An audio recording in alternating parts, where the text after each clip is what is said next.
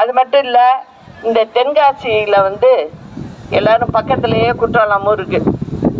அதனால அந்த இடத்த ரோடு ரோடாகவே இல்லை, குண்டும் குழியுமா இருக்குது.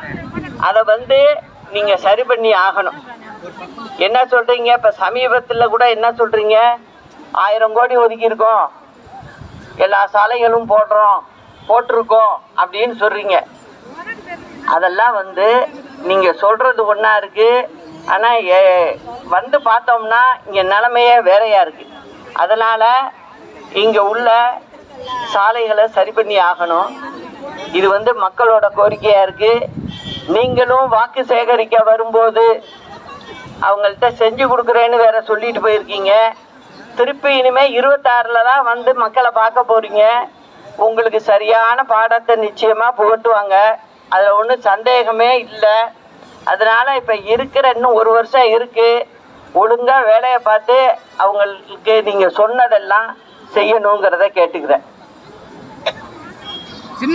திமுக தேர்தல் அறிக்கை கொடுக்கும், மக்கள் யாருமே கேட்கல, தானாகவே கொடுத்து நான் நீட்டை எடுத்துருவேன், நான் அதை செஞ்சிருவேன், இதை செஞ்சிருவேன் அப்படின்னு பொய்யான வாக்குறுதிகளில் மக்கள்கிட்ட கொடுத்து இந்த மாதிரி நீங்கள் செய்கிறது நல்லது கிடையாது.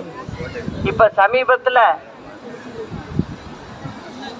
அமைச்சர் ஒருத்தர் சொல்கிறார், என்ன சொல்கிறாரு, சட்டசபையில் சொல்கிறார், நாங்கள் 10 லட்சம் கோடி முதலீடுகளை வெளிநாட்டுக்கு முதல்வர் போய் கொண்டு வந்துட்டாரு, 31 லட்சம் பேருக்கு வேலை வாய்ப்பை உருவாக்கிட்டோங்கிறாங்க. இங்கே உள்ள இளைஞர்களுக்கு சொல்லிக்கிறேன், 31 லட்சம் வேலை வாய்ப்பு கொடுத்துருக்கதா சொல்கிறாங்க. அந்த மாதிரி கொடுத்ததா எனக்கு தெரியல. அதனால் நான் அதை இளைஞர்கள் பொறுப்புக்கிட்டே விடுறேன். நல்லா யோசிச்சு பாருங்க. இது எல்லாமே பொய்யான விஷயத்த வெளில சொல்லிக்கிட்டு இருக்காங்கப்பா. அதை நீங்கள் புரிஞ்சுக்கணுங்கிறத நான் சொல்லிக்கிறேன். முதலமைச்சர் 3 முறை வெளிநாடு பயணம் போயிருக்காரு. 3.5 வருஷம் ஆட்சியில் 3 முறை போயிருக்காரு. அம்மா எந்த வெளிநாட்டுக்கும் போகலை, ஆனால் நிறைய நிறுவனத்தை இங்கே கொண்டுட்டு வந்தாங்க, நிறைய பேருக்கு வேலை வாய்ப்பை கொடுத்தோம். அதனால சொல்கிறேன், நீங்கள் யாருக்கிட்ட வேணாலும் ஏமாற்றலாம், என்கிட்ட ஏமாற்ற முடியாது. ஏன்னா 39 வருஷம் அரசாங்கம் எப்படி நடக்கும் என்னங்கிறது எனக்கு தெரியும். நம்ம வீட்டில் உள்ள பெண்கள்கிட்ட கேளுங்க, ஒரு அரிசியை கொடுத்து சாதத்தை வடிக்க சொன்னீங்கன்னா பெண்கள் அழகா பதம் பார்த்து நீங்கள் சாப்பிட்ற மாதிரி வடித்து கொடுப்பாங்க, சாப்பிட முடியும். ஆனால் உங்களால் அது பண்ண முடியாது, அதை நீங்கள் புரிஞ்சுக்கிங்க.